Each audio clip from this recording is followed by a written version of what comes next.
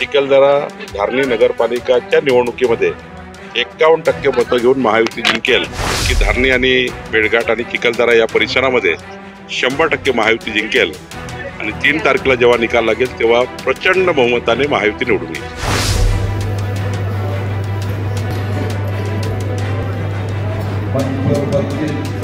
आमदार सम्मानीय प्रवीण तायडे भारतीय जनता पार्टी के जे श्रेष्ठ को जाके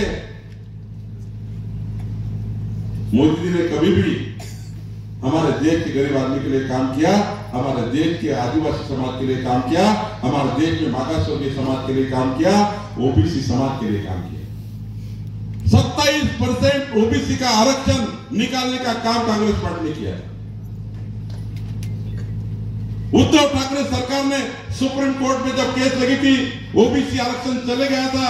ओबीसी आरक्षण वापस लाने के लिए उद्धव ठाकरे सरकार ने 2.5 साल जब उद्धव ठाकरे सरकार थी तब ये सरकार ने सुप्रीम कोर्ट में एफिडेविट करना था कि महाराष्ट्र की 27% ओबीसी समाज 353 जातियों का 18 जातियों का ये समाज, इनको 27% आरक्षण मिलना चाहिए कि नहीं मिलना चाहिए.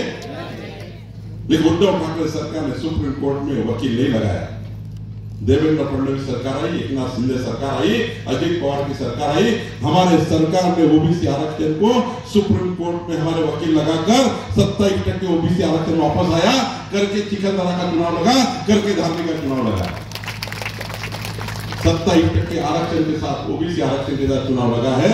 कांग्रेस पार्टी ने ओबीसी आरक्षण खत्म करने का काम किया था, हमारी सरकार ने आरक्षण वापस लाया, इसलिए चुनाव हो रहे.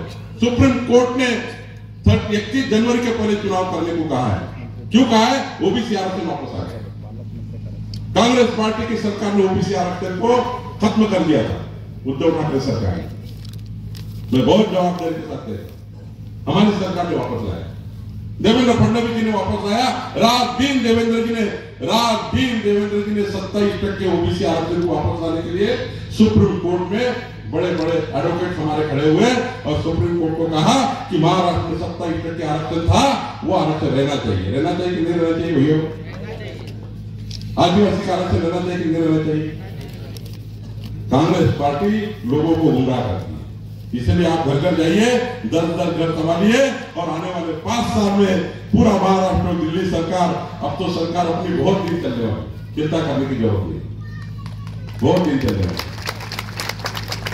आप सब कार्यकर्ताओं में बहुत बहुत आभार व्यक्त करता हूं और आपको वादा करता हूं आने वाले दिनों में जो मेरा पालक मंत्री करके अधिकार है, ये ज्यादा से ज्यादा चिखलदरा धारणी मेळघाट के लिए खर्चा होगा. मेरे अधिकार में जितना होगा वो ज्यादा से ज्यादा हमारे आदिवासी बहनों भाइयों के लिए, हमारे चिखलदरा के लिए, हमारे मेळघाट के लिए खर्चा होगा. हमारी सरकार, देवेंद्र फडणवीस जी की सरकार सबसे ज्यादा मेळघाट में ध्यान लगा चुकी है. आने वाले 4 साल में सारा परिवर्तन आपको दिखेगा, ये वादा मैं आपसे करता हूं और सबको बोलता हूं. आप सब लोग आज से काम पे लगिए और आने वाले दिनों में 3 तारीख को जब चुनाव का रिजल्ट आएगा, 3 तारीख का चुनाव का रिजल्ट आएगा, अब तक की सबसे बड़ी जीत धारणी और चिखलदरा में होनी चाहिए. इतनी विनती मैं आपको करता हूं. बहुत बहुत धन्यवाद.